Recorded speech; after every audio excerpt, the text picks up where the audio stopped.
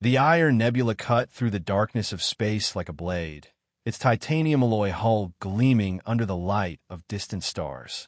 At its command bridge stood General Forlag, her tall, imposing figure encased in the ceremonial armor of the Xylos Empire's highest military echelon. Her skin possessed a faint blue luminescence, contrasting with the deep violet of her eyes that had witnessed the destruction of entire civilizations without flinching.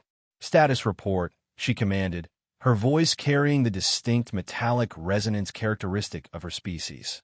"The Terran defense grid is neutralized, General," her second-in-command responded.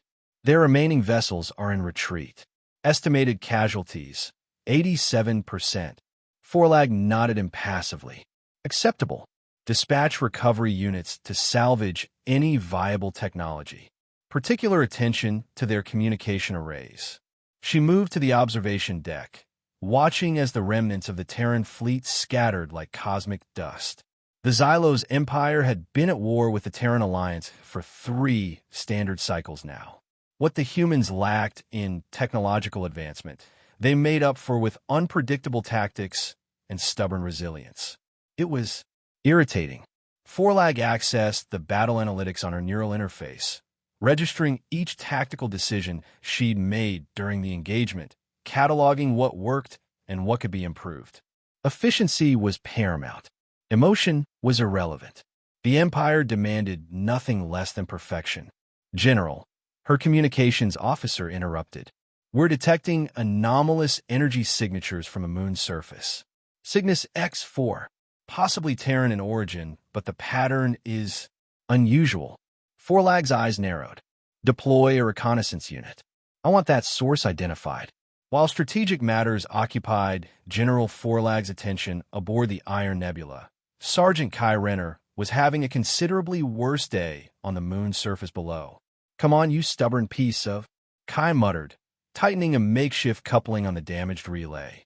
His combat engineering unit had been separated during the chaotic retreat, leaving him stranded in an abandoned outpost with nothing but his toolkit and a profound desire not to die on this godforsaken rock. Sweat beaded on his forehead despite the environmental controls in his suit.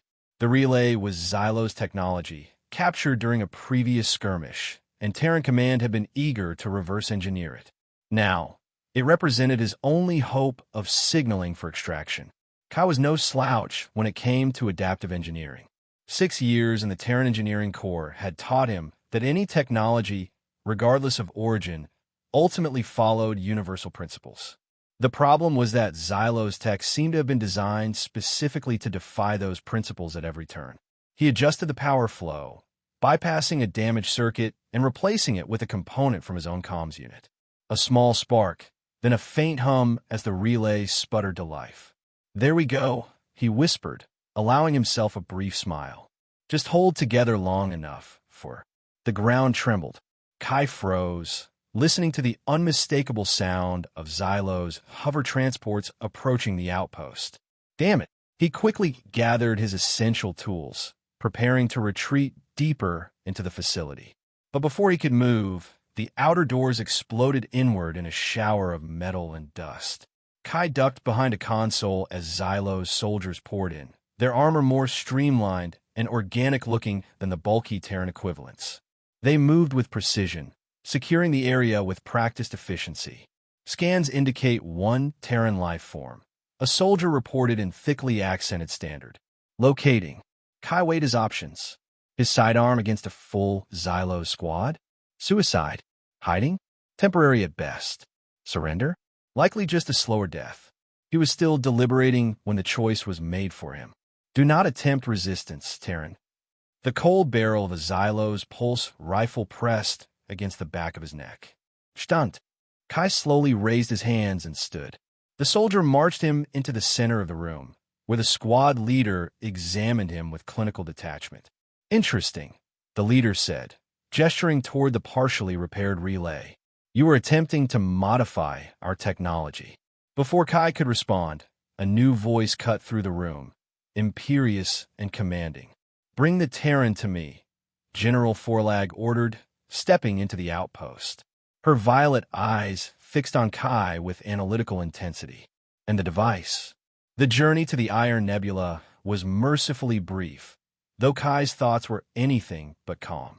He'd heard stories about Forlag, the Violet Death. They called her on some Terran colonies. Her tactical brilliance was matched only by her ruthlessness. Prisoners were not typically part of her strategy. When the guards brought him to the bridge, Kai expected an immediate execution. Instead, he found himself standing before Forlag as she examined the relay he'd been working on. So, Kai broke the silence, exhaustion overriding his self-preservation instinct. Love what you've done with the place. Very oppressive chic. Forlag's eyes snapped to him. You modified this relay. Explain how. Kai shrugged. The secondary oscillator was overloading the main transmission array. I rerouted the power through a bypass circuit and adjusted the frequency modulation. That should not be possible with your level of technology, Forlag stated flatly. Yeah, well, your engineers over-engineered it. Sometimes simpler is better. Kai gestured toward the device. The harmonic resonator doesn't need a quantum stabilizer for short-range transmissions. It just creates interference. A flicker of something, surprise perhaps, crossed Forlag's face before vanishing behind her composed exterior. Take him to the science laboratory, she ordered. Provide him with basic tools. I want to observe his methods. She turned to leave, then added, and ensure he receives sustenance. His utility requires his continued function. Kai was led away, unsure if he'd just earned a stay of execution or something worse. The laboratory was impressive, Kai had to admit. Clean, organized, with technology that would make his former commanders salivate. 2 armed guards stood at the door, while a Xylos technician observed from a nearby console. So, is this where you dissect me? Or do I get dinner first? Kai asked, examining the array of tools provided. The technician did not respond. Apparently, the Xylos' sense of humor was as rigid as their posture. Kai sighed and turned his attention to the various pieces of damaged equipment laid out before him. If they wanted a show, he'd give them one. He selected a malfunctioning communications module similar to the relay he'd been working on and began disassembling it methodically. Hours passed as he worked, occasionally muttering to himself or humming old Terran folk songs to break the silence. The Xylos technology was fascinating, elegant in its complexity, yet hampered by certain conceptual limitations. Their approach favored perfect theoretical solutions over practical adaptability. Your power distribution is inefficient, he commented, knowing he was being monitored. You're generating excess heat because you're treating quantum fluctuations as a problem to be eliminated rather than a resource to be utilized. He reconfigured the module's internal architecture, improvising with the limited tools available. When he finished, the device hummed to life, functioning at approximately 118% of its original capacity. The technician approached, examining his work with obvious confusion. This is unorthodox, but effective, Kai replied with a tired smile. Over the next few days, a pattern emerged. Kai would be presented with increasingly complex technological challenges, which he would solve using unconventional methods that often confused or irritated his Xylos observers. Occasionally, he caught glimpses of General Forlag, watching from an observation platform, her expression unreadable. One morning, as Kai was carefully calibrating a targeting sensor, he noticed a service drone bumbling about the laboratory, its movements erratic. Your maintenance bot's gyroscopic stabilizer is misaligned, he said to the technician. It is scheduled for decommissioning, came the dispassionate reply. Kai shook his head and approached the drone. Come here, little guy. He knelt beside it, using a small tool to access its maintenance panel. A few adjustments later, the drone's movements smoothed out considerably. There, Kai patted its metallic casing. Good as new. When he looked up, he found General Forlag standing in the doorway, watching him with a curious intensity. Why repair a defective unit scheduled for replacement? She asked. Kai shrugged. Habit, I guess. Fix what's broken if you can. Besides, it's not the drone's fault its stabilizer slipped. Forlag stared at him for a long moment before turning to leave. Continue your work. Later that same cycle, Alarms blared throughout the ship. Kai jumped to his feet as his guards suddenly tensed, receiving instructions through their comm units. "What's happening?" he asked, but received no answer. Minutes later, the laboratory doors slid open, and General Forlag strode in, her face tight with controlled urgency. "Bring him," she ordered the guards. "Now!" Kai found himself being marched through the corridors of the Iron Nebula at a brisk pace. "I'm guessing this isn't a guided tour." "Silence," Forlag commanded, leading them to what appeared to be an environmental control center. Inside, Xylo's technicians worked frantically at control panels while warning indicators flashed across multiple displays. "The atmospheric stabilization system is malfunctioning," Forlag explained, surprisingly addressing Kai directly. "The backup systems are not responding, and conventional repairs will take approximately 7 hours." "And how long until the air gets toxic?" Kai asked, quickly assessing the situation. 4 hours, 17 minutes, Forlag replied. "Can you fix it?" Kai raised an eyebrow. "You're asking me to help save your ship?" "I'm asking if you possess the capability," Forlag clarified, her violet eyes boring into his. "Your answer determines your immediate future." Kai looked at the systems, recognizing the general principles despite the alien design. "I need to see the affected sections, understand the exact nature of the malfunction." Forlag nodded to a technician, who immediately brought up detailed schematics. "Well," Kai said after a moment's study, "there's your problem. The redundant systems are locked in a feedback loop. Your automated protocols keep trying the same solution because that's what they're programmed to do." He pointed to a specific junction. "I need to get in there and manually reset the system while bypassing the safety protocols." "That area is highly restricted," a senior technician objected. "Then unrestrict it," Kai replied simply. "Unless you prefer suffocation." Forlag made her decision. "Take him there. I will accompany you personally." The affected area was a narrow maintenance shaft filled with pulsing conduits and humming machinery. Kai crawled into the confined space, tools clenched between his teeth as he navigated toward the central junction. "Your maintenance access points are poorly designed," he called back. "No offense. Focus on the task," Forlag replied from just outside the shaft. Kai reached the problematic section and whistled. "Okay, this is worse than I thought. The primary regulator is completely fried. I need to create a bypass." "That is not possible without replacement components," the senior technician stated. "Which would take too long." "Yeah," Kai interrupted. "I don't need a replacement. I can reconfigure the secondary systems to function as a primary." He began working rapidly, disconnecting and reconnecting various components in configurations that made the observing technicians exchange concerned glances. "This violates 17 safety protocols," one murmured.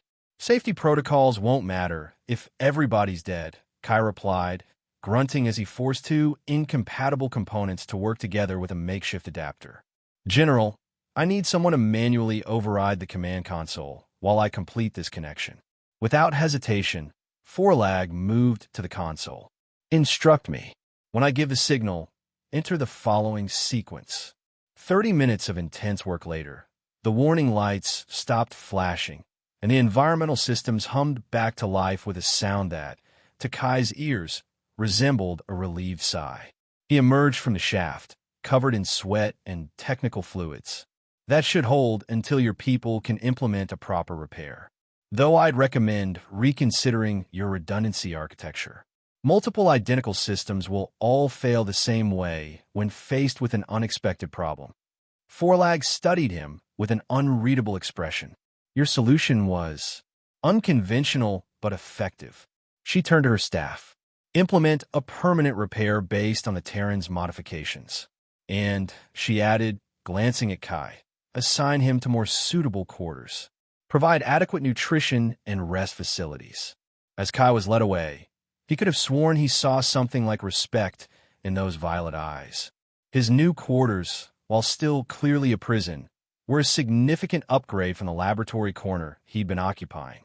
A proper sleep platform, private sanitation facilities, and food that actually resembled food rather than nutritional supplements.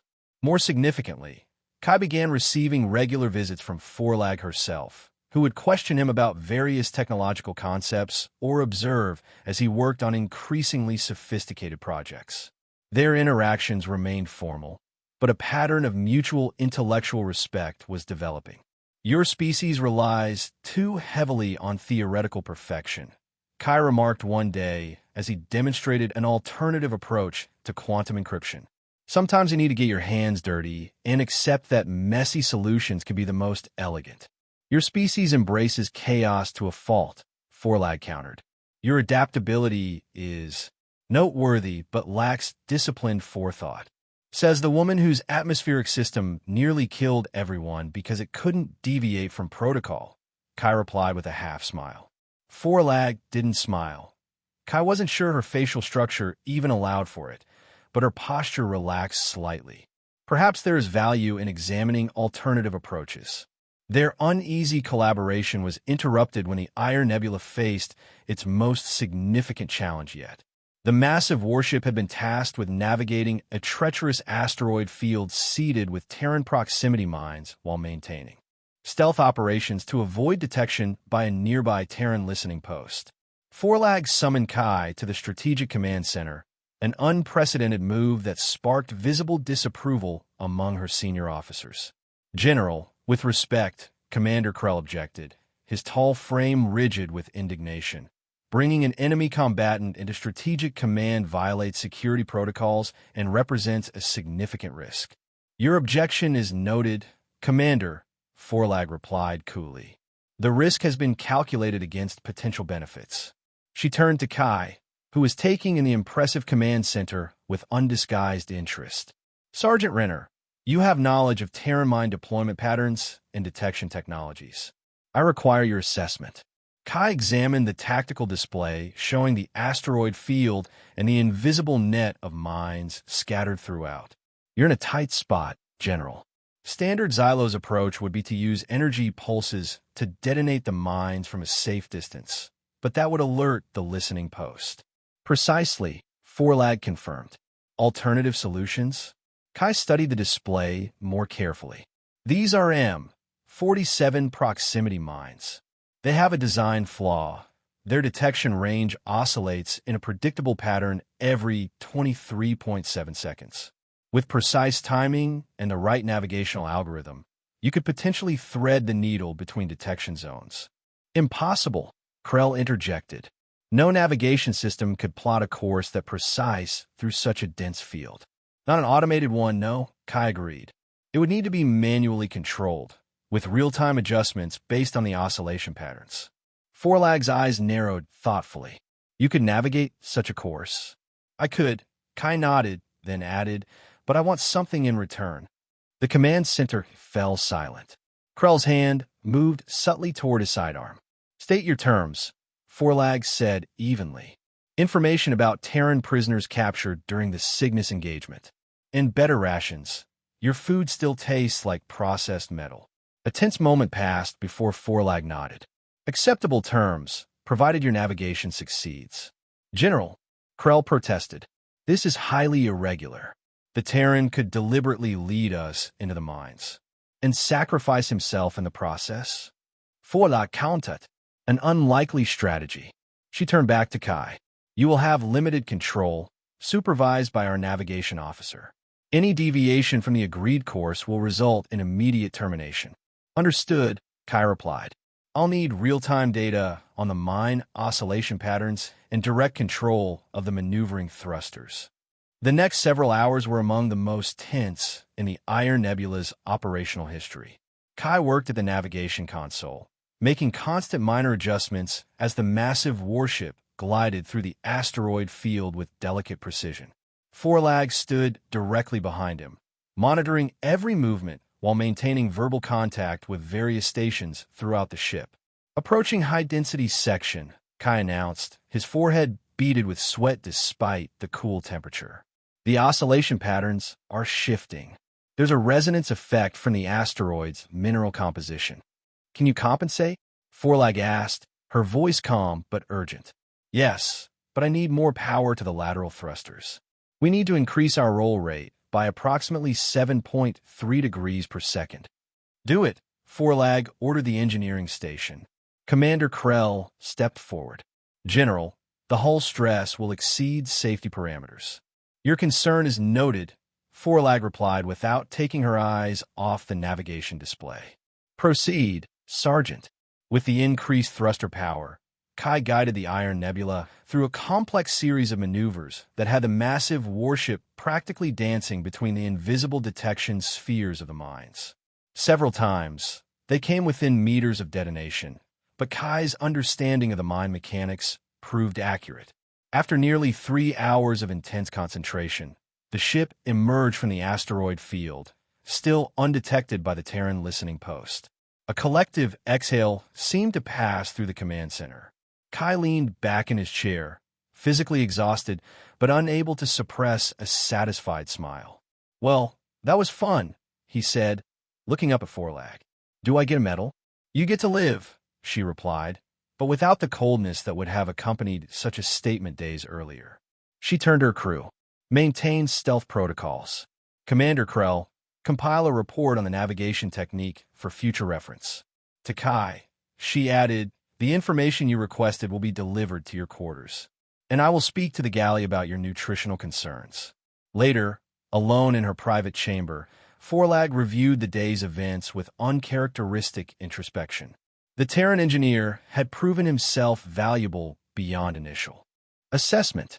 His approach to problem-solving was unlike anything in Xylo's tactical doctrine, intuitive, adaptive, almost artistic in its application. More disturbing was her own growing. Not attachment, certainly not that, but appreciation for his capabilities. It was a tactical advantage, she reasoned. Nothing more. Her reflection was interrupted by a priority communication from her intelligence officer. "General, we have detected unusual activity in the ship's information systems. Several restricted files have been accessed through an executive-level authorization code." Forlag's eyes narrowed. "Identify the source." "The code appears to belong to Commander Krell, General. The accessed files relate to your recent tactical decisions and interactions with the Terran prisoner." A cold calculation took place in Forlag's mind. Krell's objections to her use of the Terran had been growing more vocal. If he was gathering evidence to challenge her command, continue monitoring. Report any further activity directly to me. The next day, Forlag made an unexpected visit to Kai's quarters, dismissing the guards to wait outside. "Is something wrong?" Kai asked, immediately sensing her tension. "Possibly," she replied, activating a device that created a localized field that prevented electronic surveillance. "I require your assistance with a matter of ship security." Kai raised an eyebrow. "I'm listening."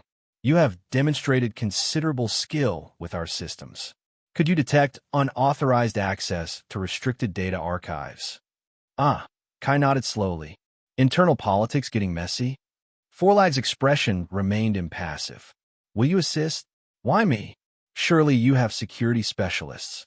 "I require someone outside the established command structure. Someone whose loyalty is not complicated by ambition." Kai laughed softly. "So instead you ask the enemy prisoner. Makes perfect sense.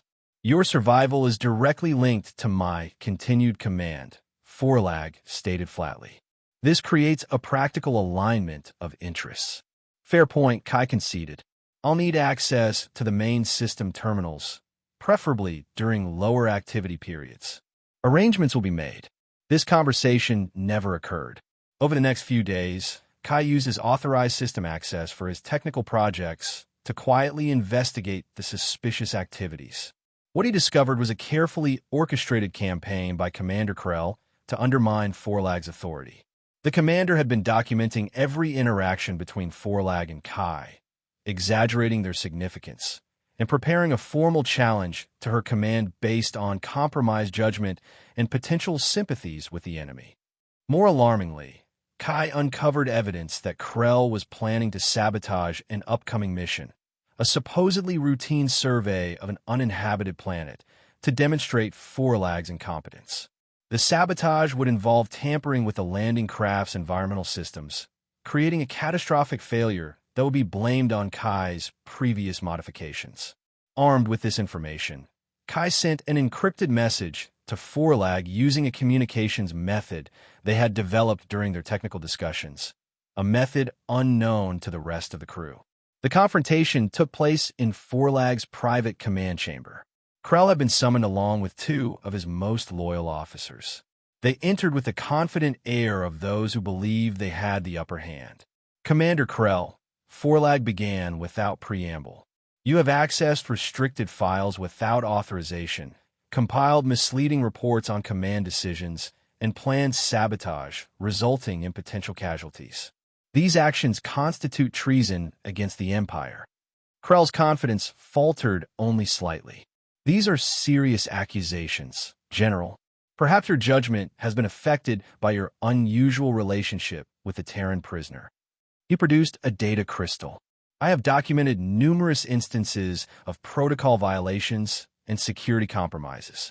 The High Command will find them most concerning. A comprehensive assessment, Forlag nodded. However, incomplete. She activated a display showing detailed logs of Krell's activities, including his sabotage plans. Your ambition has compromised your duty to the Empire. Krell's expression hardened. The Terran has influenced you more than you realize, General. Your command style has become erratic, unpredictable. The crew has noticed. The crew has noticed that we have achieved unprecedented success using unconventional methods, Forlag countered. Methods that you actively attempted to sabotage. Krell's hand moved toward his weapon, but before he could draw it, security officers entered the chamber, their weapons already trained on him and his officers. Commander Krell, you are relieved of duty pending formal charges of treason and attempted sabotage, Forlag stated, her voice carrying the full weight of her authority. Remove them. After the disgraced officers had been taken away, Forlag turned to find Kai watching from a discreet corner of the chamber where he had been permitted to observe. Messy business, Command, he commented. Necessary business, she corrected, but with less coldness than usual. Your assistance was valuable. Not bad for an enemy combatant, Kai smiled slightly. Though I suppose at this point, enemy is getting a bit complicated. Forlag, consider this. Your status remains prisoner, but your role has evolved. Asset might be more accurate. Asset, Kai repeated, testing the word. I've been called worse. Neither of them mentioned the obvious, that their fates had become intertwined in ways neither could have anticipated. The shared glance between them acknowledged a trust that had formed, tenuous, undefined, but undeniably real. The next phase of their unusual alliance began with an urgent transmission from Xylo's High Command. General Forlag was summoned to the secure communications chamber alone, emerging an hour later with a gravity to her bearing that Kai had not seen before. She came directly to his new workshop, where he had been granted expanded access to work on various technological improvements for the ship. We have received new orders, she announced without preamble. A mission of the highest priority. Kai set down the component he had been modifying. I'm guessing it's not a pleasure cruise to the galactic core? The operation concerns an ancient artifact of immense power, Forlag continued, ignoring his attempt at humor. It has been located on the surface of Proxima Centauri b, a planet claimed by both our empires but currently under dispute. I've heard stories about Proxima Centauri b, Kai frowned. Extreme environmental conditions. Unpredictable electromagnetic storms. Not exactly a vacation destination. Precisely, Forlag confirmed, which is why the artifact has remained undisturbed. Until now, she brought up a holographic display showing the planet's surface.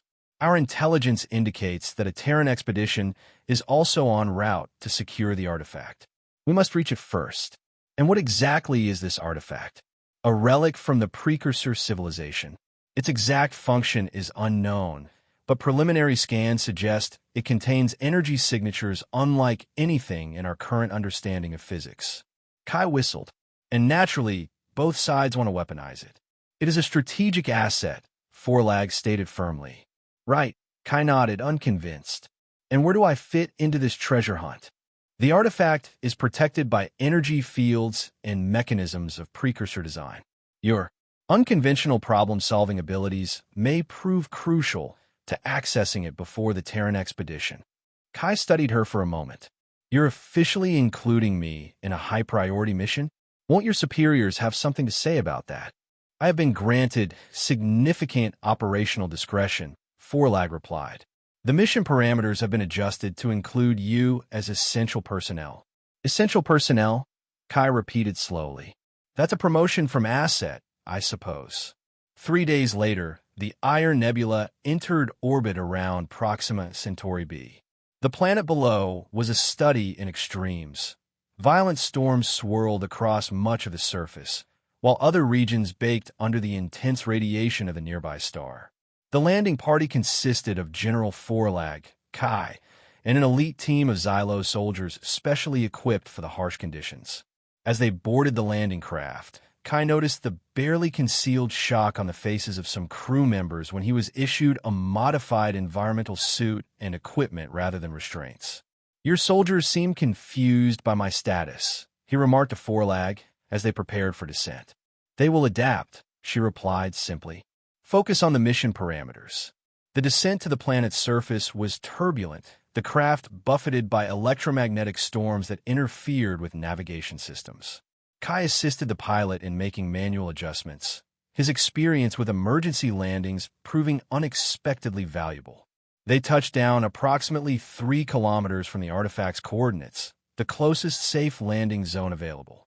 The surface of Proxima Centauri b was a harsh landscape of jagged rock formations and pools of metallic liquid that bubbled ominously in the planet's punishing heat.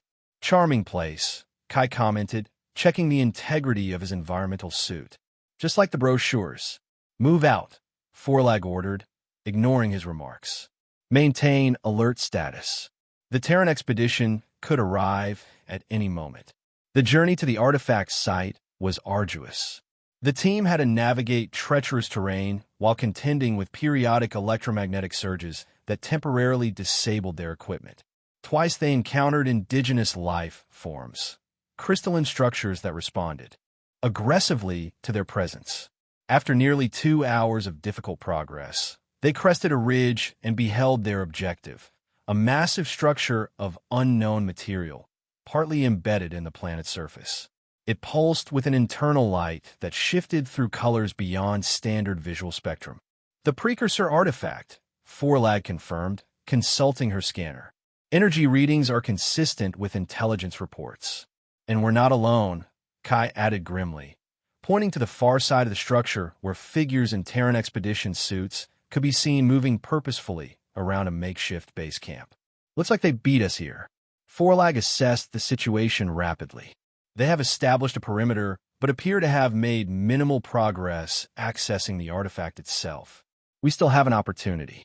She deployed her team strategically, establishing defensive positions while planning their approach to the artifact. The Terran expedition, once aware of the Xylo's presence, responded by fortifying their own position, creating a tense standoff. Direct conflict would be counterproductive, Forlag determined. Our primary objective is the artifact, not Terran casualties. They'll be thinking the same thing, Kai noted. Neither side wants to risk damaging the prize. Forlag turned to him. Your assessment of the artifact's access mechanisms. Kai studied the structure through enhanced optics. There appears to be an entrance portal on the side facing us. See those patterns? They're not decorative, they're functional, probably some kind of lock or recognition system. Can you bypass it? Possibly, Kai replied, continuing his analysis. But I'll need to get closer, and preferably without being shot by my own people. Under cover of a localized electromagnetic storm that Forlag's team had predicted using planetary weather models, they advanced toward the artifact. The Terran expedition, their sensors temporarily compromised, failed to detect the approach until Forlag's team had reached the structure itself.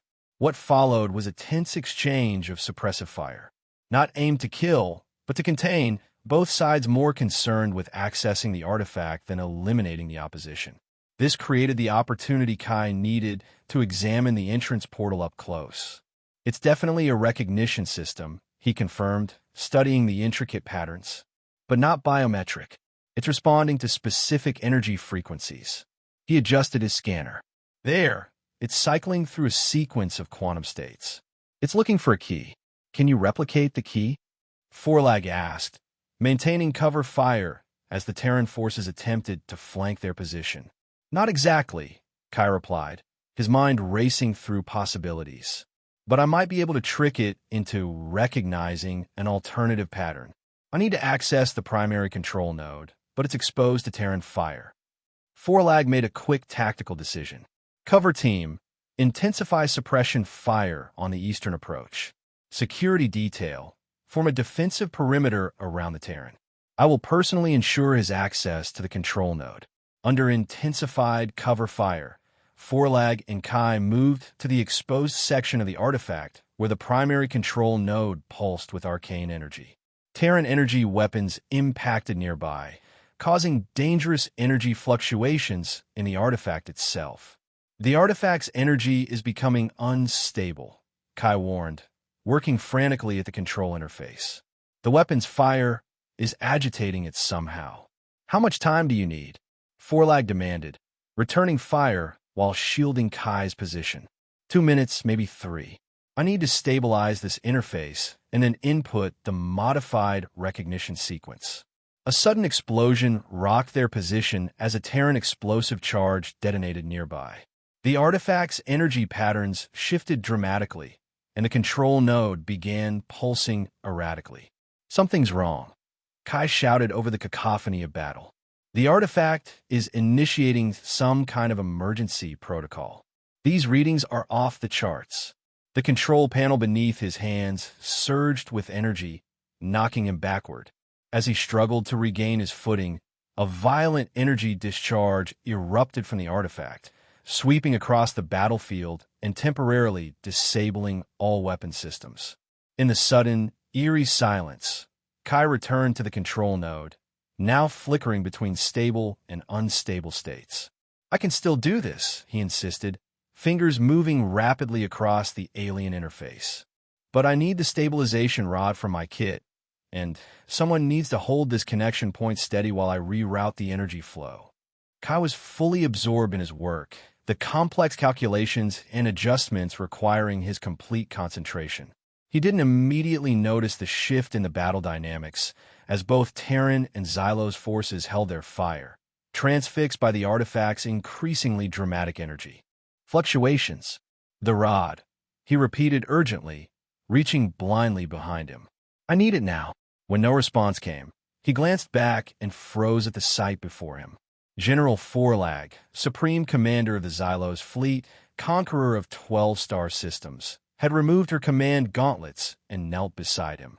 In one hand, she held the stabilization rod with perfect precision. With the other, she steadied the fluctuating connection point, her bare hand exposed to potentially lethal energy discharges. Complete this sequence, she commanded, her voice strained but unwavering. The battlefield fell silent. Xylos soldiers stared in disbelief at their kneeling general. Even the Terran forces paused, witnessing the unprecedented sight.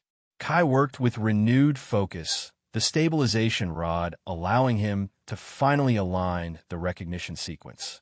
With Forlag maintaining the crucial connection point, he input the final command sequence. The artifact responded immediately, the chaotic energy patterns resolving into a structured, harmonious flow. The entrance portals slid open, revealing a chamber of soft, pulsating light. The artifact's core, now stabilized, emitting a gentle hum that seemed to resonate with the planet itself. Stabilization complete, Kai announced, his voice barely above a whisper. We got access. Forlag rose from her kneeling position, her face impassive despite what must have been considerable pain from the energy exposure. Without acknowledging the unprecedented break in protocol, her kneeling before a prisoner, she turned to her security team. Secure the perimeter. Establish a defensive position around the artifact entrance. Her voice carried the same authority as always, as if the previous moment of vulnerability had never occurred. The Terran forces, seeing the Xylos had gained access to the artifact, intensified their efforts, launching a coordinated assault on the Xylos position. Energy weapons discharged around them as Forlag's elite guard engaged the attackers. "We need to secure the artifact now," Forlag stated, gesturing toward the open portal. "The extraction team will arrive in approximately 17 minutes. We must have the artifact ready for transport before then." Together, they entered the ancient chamber, leaving the sounds of battle behind. Inside, the architecture defied conventional physics. Spaces seemed to fold into themselves.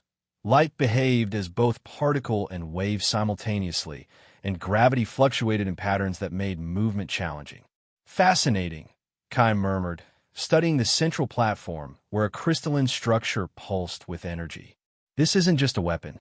It's something much more significant." "Elaborate," Forlag commanded, her attention divided between the artifact and the tactical display on her wrist unit showing the battle outside. "These configurations, these energy signatures, they're not designed for destruction. This is a communication node, possibly even a transportation system." The precursors weren't building weapons. They were building bridges between stars. Kai approached the central platform cautiously. The interface is similar to the entrance mechanism, but far more complex. It appears to require specific activation parameters. "Can you determine those parameters?" Forlag asked, joining him at the platform. "I think so, but—" Kai began before the chamber suddenly trembled. Outside, an explosion had breached part of the Xylo's defensive perimeter. "General," a soldier's voice came through the communication system. "Terran forces have deployed heavy ordnance.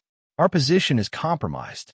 Estimated time to perimeter breach, 3 minutes. Accelerate your analysis," Forlag ordered Kai. "We are running out of time." Kai worked frantically, his fingers dancing across the alien controls as he attempted to decipher their function. "The system is responding, but it's demanding some kind of authentication. A specific energy signature that I can't replicate with our equipment." Another violent tremor shook the chamber, and part of the ceiling collapsed nearby.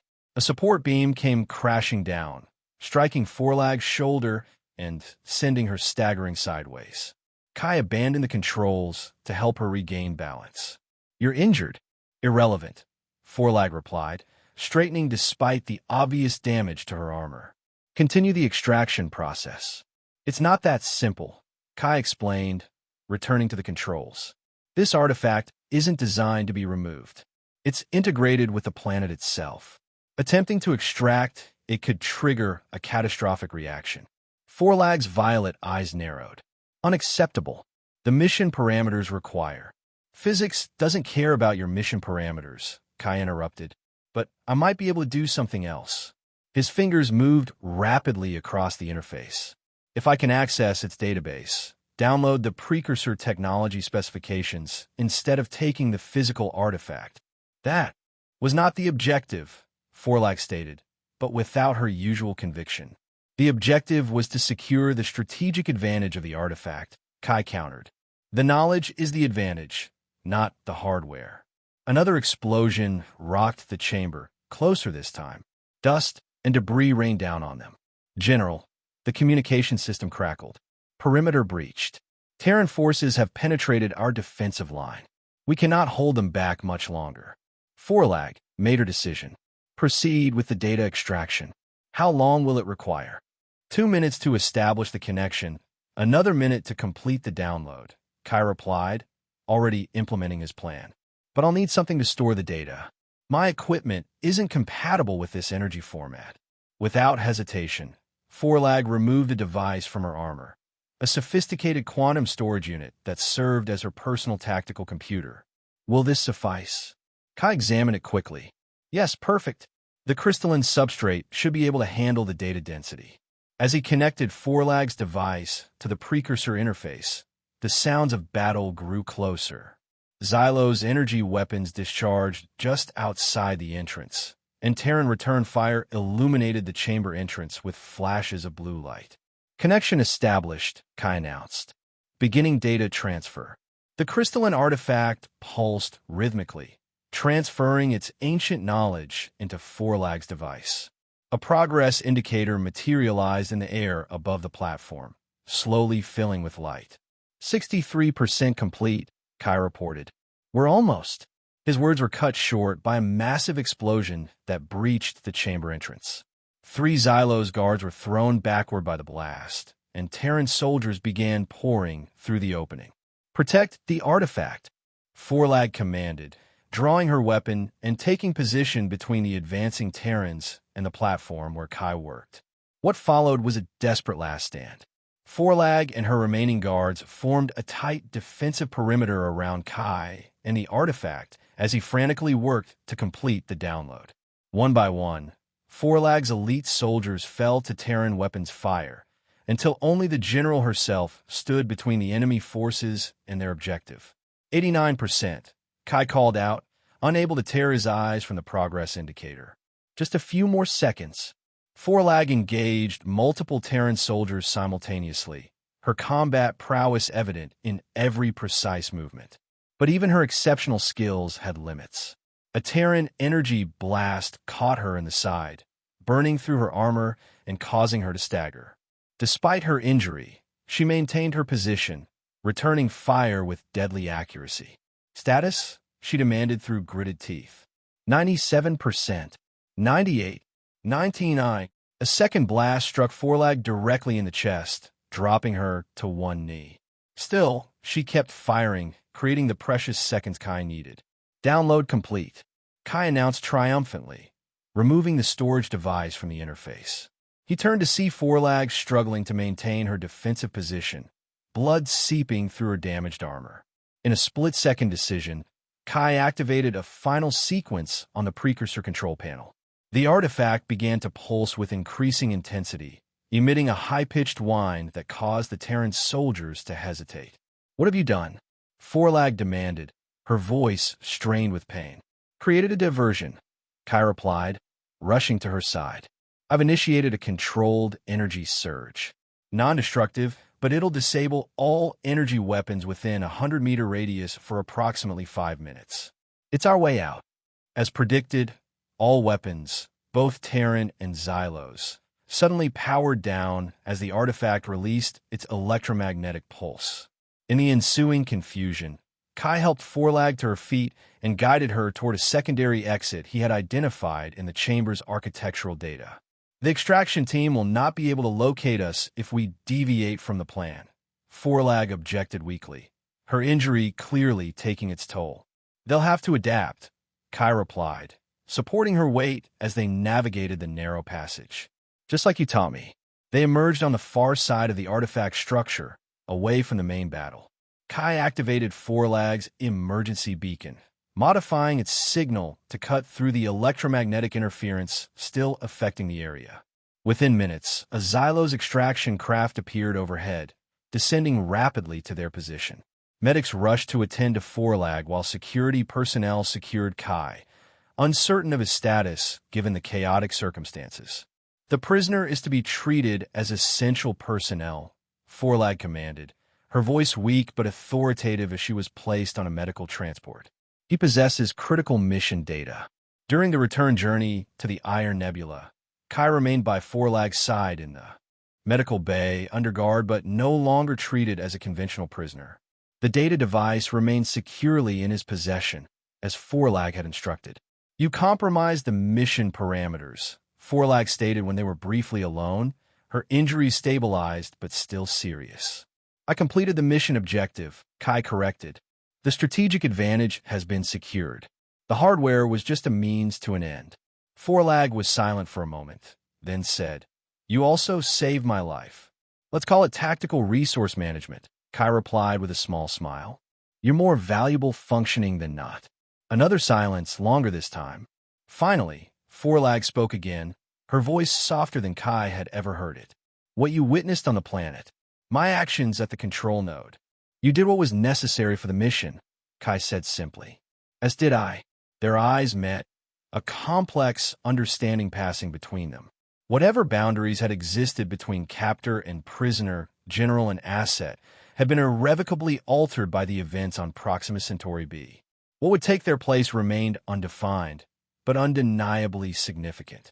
Upon their return to the Iron Nebula, Forlag was immediately taken to the advanced medical facility while Kai was escorted to secure quarters, not his previous prison-like accommodations, but officer-level quarters with limited but meaningful access to ship systems. 3 days later, fully recovered thanks to Xylo's medical technology, General Forlag summoned Kai to her private command chamber. She stood at the observation window, gazing out at the stars, her posture once again the perfect embodiment of Xylo's military bearing. "The data you extracted has been partially deciphered," she began without turning. "Initial analysis confirms your assessment. The artifact was indeed a communication node, part of a vast network created by the precursors to connect distant regions of space.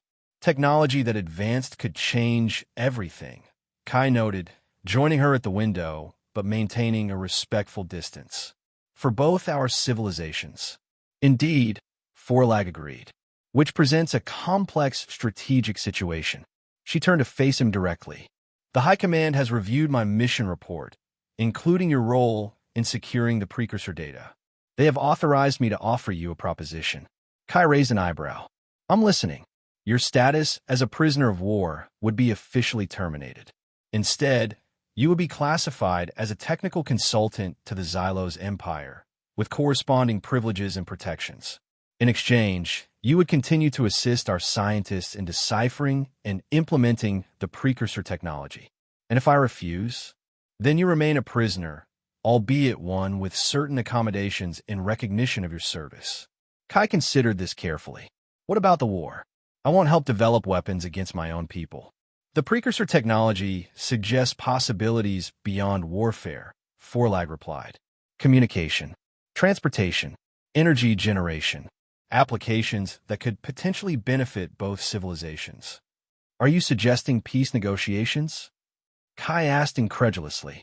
"I am suggesting that strategic advantages can manifest in unexpected forms," Forlag answered carefully. "The High Command is reconsidering certain aspects of our engagement with the Terran Alliance in light of the precursor data." Kai studied her face, searching for deception, but finding only the complex calculation of a strategic mind considering all possibilities. "And where do you stand in all this, General?" Forlag's violet eyes met his directly. "I stand where I have always stood, in service to my empire. But my understanding of that service has evolved." She stepped closer, her voice lowering slightly. "On Proxima Centauri B, I knelt to secure an objective. It was a tactical decision, nothing more. Yet has caused me to re-evaluate certain assumptions about humans," Kai suggested. "About potential," Forlag corrected. "Yours, mine, perhaps even our civilizations." Kai found himself smiling. "So, consultant to the Xylos Empire. That's quite a career change for a combat engineer. Is that acceptance of the proposition?" "Let's call it conditional interest," Kai replied. "I'll need some guarantees about how the technology will be used. And better food. Seriously, your nutrition providers need an overhaul." For the first time in their strange relationship, Forlag's expression softened into what might, on a human face, have been the beginning of a smile. "Negotiations can be arranged." Outside the viewport, stars streaked by as the Iron Nebula continued its journey through space. Within its metal halls, an unexpected alliance had formed, one that began with a capture, evolved through crisis, and transformed in a moment when an alien general knelt like a servant before a human engineer. What would grow from this alliance remained to be seen, but the possibilities, like the stars themselves, seemed suddenly vast and unexplored. The war between their civilizations continued, but aboard the Iron Nebula, something had changed. A general and an engineer, representatives of worlds in conflict, had glimpsed a different path, one that began with a reordering of old hierarchies and the recognition of value beyond traditional boundaries. As they stood together at the viewport, neither spoke of the moment on Proxima Centauri B. They didn't need to. It existed between them now, a shared understanding that some victories require one to kneel before they can rise to new heights. The universe, in all its complexity, continued to unfold before them. And for the first time, They faced it not as enemies, but as something new and undefined, something with potential that neither of their civilizations had anticipated.